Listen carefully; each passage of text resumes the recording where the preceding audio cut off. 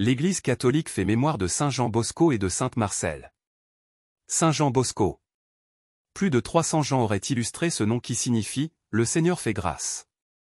Fils de pauvres paysans du Piémont où il naît en 1815, le petit Jean Bosco gagne d'abord sa vie pour pouvoir entrer au séminaire de Turin.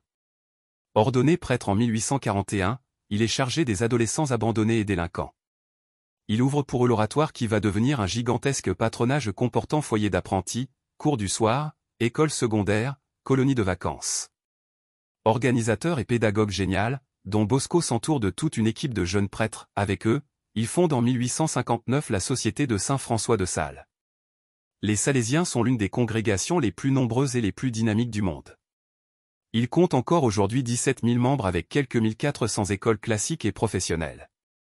Au milieu du XIXe siècle, la ville de Turin était en même temps une poudrière, car ses armées envahissaient les États pontificaux pour réaliser l'unité italienne, et une fournaise, celle de la grande industrie naissante parmi d'autres, et un foyer de sainteté.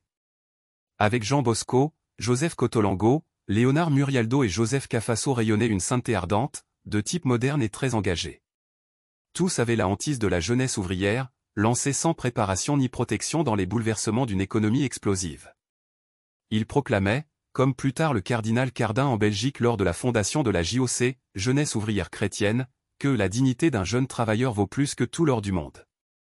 Saint Jean Bosco, voyageur et fondateur à travers toute l'Europe, était d'abord un mystique témoignant d'une confiance à toute épreuve en la Providence. Don Bosco termine sa vie à Turin le 31 janvier 1888. Sainte Marcelle. Marcelle, ou Marcella, vient du nom Marc, qui signifie en latin manteau. Dame de la société romaine, elle se met avec d'autres compagnes sous la direction spirituelle et intellectuelle de Saint Jérôme. Sur ses conseils, elle fonde un monastère en sa maison familiale, sur la colline de l'Aventin. Demeurée à Rome au moment de l'invasion d'Alaric, roi des Goths, elle meurt à la suite des mauvais traitements subis en 410. On célèbre également une Marcelle le 1er avril. Elle naquit de parents cultivateurs dans le Puy-de-Dôme, où elle faisait paître les chèvres. Elle fut très pieuse, si bien que les bénédictins de Choria édifièrent une église en son honneur en 976. Saint Jean Bosco et de Sainte Marcelle, priez pour nous. Évangile, l'homme qui jette en terre la semence, qu'il dorme ou qu'il se lève, la semence grandit, il ne sait comment, Alléluia. Alléluia. Tu es béni, Père, Seigneur du ciel et de la terre, tu as révélé aux tout-petits les mystères du royaume. Alléluia. Évangile de Jésus-Christ selon saint Marc. En ce temps-là, Jésus disait aux foules, il en est du règne de Dieu comme d'un homme qui jette en terre la semence, nuit et jour, qu'il dorme ou qu'il se lève, la semence germe et grandit, il ne sait comment. D'elle-même, la terre produit d'abord l'herbe, puis l'épi, enfin du blé plein l'épi. Et dès que le blé est mûr, il y met la faucille, puisque le temps de la moisson est arrivé. Il disait encore, à quoi allons-nous comparer le règne de Dieu? Par quelle parabole pouvons-nous le représenter?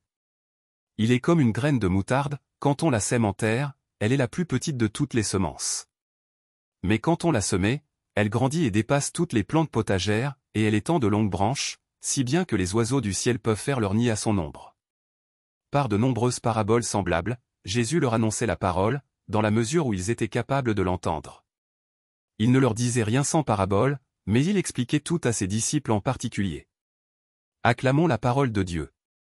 Louange à toi Seigneur Jésus.